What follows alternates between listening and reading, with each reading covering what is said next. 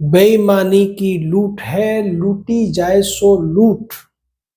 गर तू फंस भी गया तो कोर्ट से जाएगा छूट। नमस्कार, मैं जनमित्ता शिवम गौतम। मैं ऐसा इसलिए कह रहा हूं कि अभी एक फैसला आया है सुप्रीम कोर्ट का। और ये जो फैसला था ये दो जजों की बेंच ने लिया है। इसमें आर्टिकल 142 यानी कि कोर्ट के विवेकाधिकार का इस्तेमाल किया गया है। मामला क्या था कि दो भाइयों या फिर दो भाइयों की कंपनी ने मिलकर 17 बैंकों को 14,000 करोड़ रुपए का चूना लगाया था। मामला 2017 में आया और उसके बाद ईडी ने इन भाइयों की संपत्तियों को अटैच कर दिया था, जिनकी टोटल कीमत थी करीब करीब 12,000 करोड़ रुपए। उसके बाद में ये जो लोग हैं ये कोर्ट के सामने आते हैं क्योंकि इनकी संपत्तियां अटैच हो चुकी थी। ये समझौते की बात करते हैं और समझौते की बात करते करते ईडी इनकी करीब करीब 46,000 करोड़ रुपए की संपत्तियों से वसूली भी कर लेती है। उसके बाद ये लोग प्रस्ताव रखते हैं कि हम जो फ्रॉड हुआ है उसका पैसा वापस करने को राजी हैं और पैसा वापस करने के नाम पर ये 5100 करोड़ रुपए देने को राजी हो जाते हैं, जिसे सुप्रीम कोर्ट स्वीकार कर लेता है। अगर टोटल वसूली की बात की जाए तो 4600 करोड़ और 5100 करोड़ मिलाकर अगर ये जैसा कि वायदा किया गया है 17 दिसंबर तक इसको जमा कर देते हैं तो करीब करीब ये जो राशि है वो 9700 करोड़ बैठे। यानी यहां भी जो टोटल फ्रॉड हुआ था उसमें से करीब करीब 4,000 करोड़, 4 से 5,000 करोड़ रुपए की राशि फिर भी वसूली नहीं जाएगी। लेकिन सुप्रीम कोर्ट ने ये कहते हुए इन लोगों के खिलाफ तमाम एफआईआर और दूसरी कार्रवाई को खारिज करने का आदेश दे दिया कि कोर्ट का उद्देश्य ये है कि जो जनता का पैसा था उसकी जो ब्याज थी वो वापस आ जाए। इस कार्रवाई को चलाने से कोई लाभ नहीं है और इन लोगों को सजा देने या मुकदमा चलाने से कोई भी पर्पस सॉल्व नहीं होता है। अब सवाल ये उठता है कि क्या हर लुटेरे, बेईमान, भ्रष्टाचारी को इस तरीके से कोर्ट द्वारा छूट मिल जाएगी और ये छूट जो मिलना है क्या उचित कहा जा सकता है?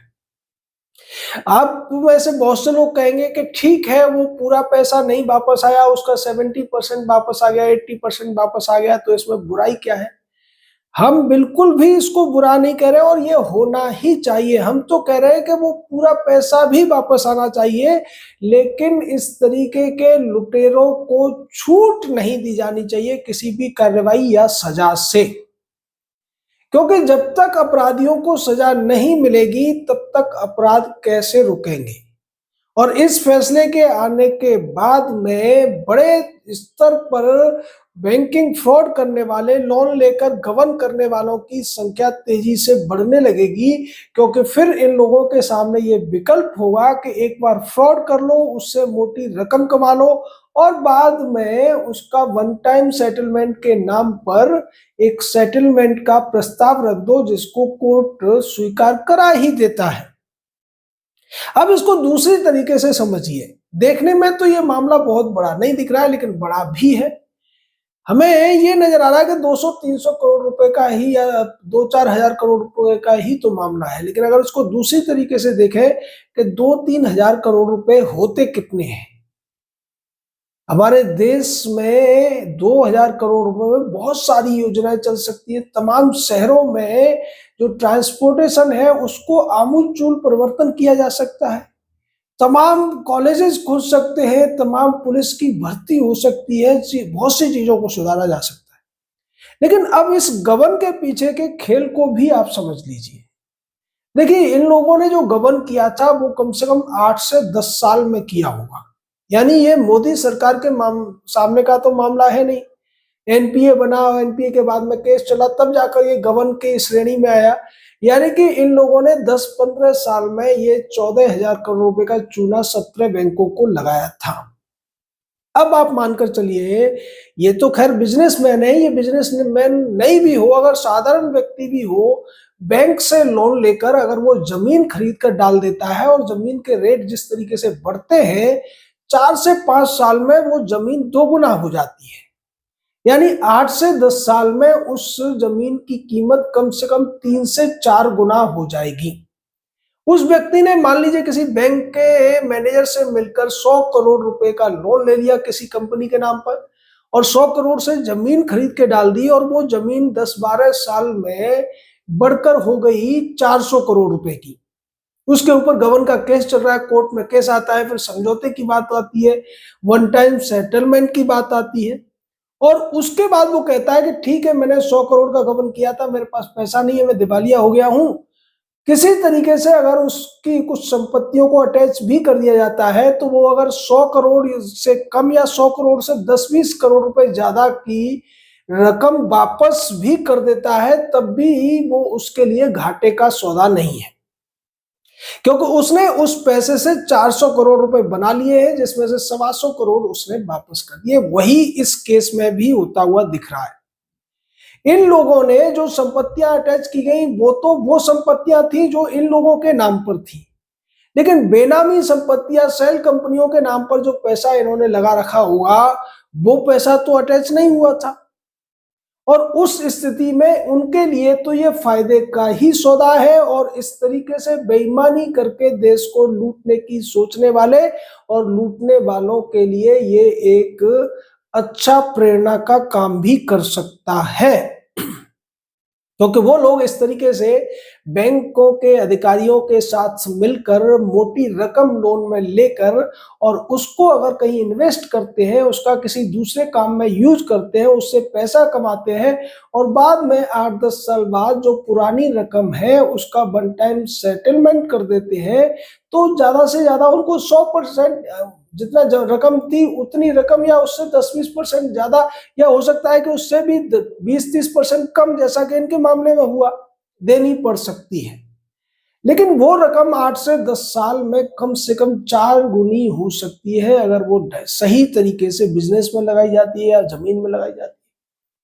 यानी अपराधियों के लिए अब इस केस के फैसले के बाद एक रास्ता खुल गया है बेईमानी करने का, मोटा पैसा कमाने का और उसके बाद किसी भी अपराध के लिए सजा से बच जाने का। ऐसा ही एक मामला हमें याद है कि करीब 30-35 साल पहले की बात है, एक ऐसी ही स्टोरी मनोहर कहानियां में आई थी सामने, बाद में अखबार में भी खूब डिटेल से आया था। उसमें होता ये था कि एक फैमिली थी जो स्टूडेंट्स को मेडिकल कॉलेजेस में भर्ती कराने के लिए उनसे पैसे लेते थे और पैसे लेने के बाद में वो किसी का भी एडमिशन नहीं कराते थे। उनकी मोडस ऑपरेंडी ये थी कि वो जगह बदल देते थे हर बार, कभी कलकत्ता में, कभी पटना में, कभी दिल्ली में, कभी भोपाल में, ऐसे जगह बदल बदल कर पहले ऑफिस खोलते थे। वहां पर अच्छी तरीके से, बढ़िया तरीके से, सोफिस्टिकेटेड दिखते हुए वो ऑफिस खोल के बताते थे, यूनिवर्सिटी के चांसलर वगैरह के साथ फोटो वहां रखते थे और ये कहते थे कि हमारी अच्छी जान पहचान है, नेताओं के साथ भी फोटो होते थे। तो लोग उन्हें लाखों रुपए मेडिकल या एमबीबीएस में एडमिशन के लिए दे देते थे। बाद में वो लोगों के जब एडमिशन नहीं होते थे तो वो उनसे पैसे मांगते थे, वो चीजों को टालते रहते थे, ऐसे 1-1.5 साल निकल जाता था, थोड़ी थोड़ी रकम वो वापस करते थे उसमें से और उसके 3-4 साल बाद मामला कोर्ट में जाता था। कोर्ट से उनको उनमें से किसी एक व्यक्ति जो फ्रंट में रहता था उसको सजा हो जाती थी या वो जेल चला जाता था, मामला अगर पूरी तरह से नहीं निपटता था। उसके बाद वो जो उसका परिवार था वो उस पैसे से पैसा कमाता था और 3-4 साल बाद वो कोर्ट में जाकर उस पैसे को वापस करने का प्रस्ताव रखते थे और इस तरीके से पुराने केस उनके खारिज हो जाते थे, पैसा वापस हो जाता था। लेकिन उसी दौरान वो दूसरी जगह फ्रॉड भी कर लेते थे और क्योंकि कई लोग थे वो परिवार में और पिछला आदमी छूट जाता था। उन्होंने एक चेन बना रखी थी। वही कुछ होता हुआ संदेशरा ब्रदर्स के मामले में नजर आ रहा है। स्टर्लिंग कंपनी के ये जो मालिक थे, इन्होंने जो फ्रॉड किया था और एक और बड़ी बात है कि हमारे देश में जो बैंकिंग सिस्टम है उसमें अधिकारी भी बड़े स्तर पर ऐसे फ्रॉड में ऐसे अपराधियों के साथ मिलकर सांठगांठ करके ऐसे काम करते हुए नजर आते हैं। जैसा जो एक कोचर नाम की आईसीआईसी बैंक की हेड रही थी, उसके ऊपर पहले ही आरोप लग चुका है कि वीडियोकॉन का साथ मिलकर दूसरी कंपनियों के साथ मिलकर उसने किस तरीके से फ्रॉड किया था। तो जितने भी बड़े फ्रॉड होते हैं, माल्या, नीरव मोदी, ये सब फ्रॉड के पीछे बैंक के बड़े अधिकारी भी उसमें मिले होते हैं, क्योंकि जानबूझकर बहुत सारी चीजों को छुपा लिया जाता है। बड़ी आसानी से ऐसे लोगों के लोन पास कर दिए जाते हैं और बाद में जब रकम डूबने लगती है तब भी मामले को लंबे समय तक दबाने की कोशिश की जाती है, क्योंकि उसमें बैंक के अधिकारी भी शामिल रहे होते हैं। फिर सोचिए कि ये पैसा किसका है। ये दरअसल जनता का ही पैसा है, जो बैंकों के द्वारा ऐसे लोगों को दिया जाता है। उस पैसे को ये गबन करते हैं, उससे फायदा उठाते हैं, उससे अय्यासियां करते हैं और बाद में अगर किसी तरीके से इनका मामला खुल भी जाता है तो बड़े वकीलों को फीस देकर ये बचे रहते हैं, विदेश भाग जाते हैं, जमानत पर घूमते रहते हैं और इस तरीके से 10 से 15 साल का समय बीत जाता है। जो पैसा इन्होंने गबन किया था उसको ये कम से कम 5 से 10 गुना बना चुके होते हैं और उसके बाद में उसमें से जितना पैसा था उतना या उससे थोड़ा बहुत ज्यादा भी मान लिया जाए, उसे अगर वापस कर देते हैं तो किसी भी तरीके से ये घाटे का सौदा इन लोगों के लिए नहीं है। और सुप्रीम कोर्ट अगर ऐसे मामलों पर मुहर लगा रहा है, ऐसे मामलों को बढ़ावा देता हुआ नजर आ रहा है, तो इसे बिल्कुल भी स्वीकार नहीं किया जा सकता है। सुप्रीम कोर्ट को यह चाहिए था कि वसूली की रकम के साथ साथ इन लोगों पर जुर्माना लगाया जाता, इन लोगों की सारी संपत्ति को जब्त करने का आदेश दिया जाता।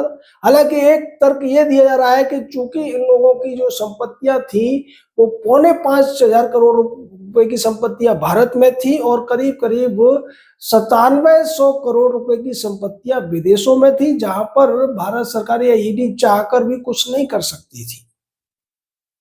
लेकिन दबाव तो डाला जा सकता था, इन्हें और ज्यादा देने के लिए तो मजबूर किया जा सकता था। यहाँ तो रकम पूरी भी वापस नहीं आई है और उससे इन्होंने कितना माल कमाया होगा, कितना प्रॉफिट कमाया होगा, क्योंकि ऐसे लोग बड़े शातिर होते हैं और अपने बचाव के लिए बहुत सारे वकीलों और सीए की सेवाएं लेते हैं, जिनका काम ही होता है अपराधियों और टैक्स चोरों को बचाना, उन्हें नए नए रास्ते सुझाना।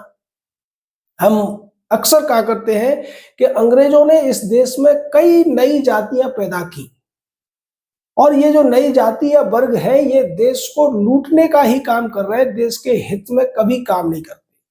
उसमें आप अदालती कल्चर को ले सकते हैं, सीए को ले सकते हैं, उसमें आप वकीलों को ले सकते हैं। उससे पहले हमारे यहाँ वकील नहीं होते थे, उससे पहले हमारे यहाँ सीए नहीं होते थे।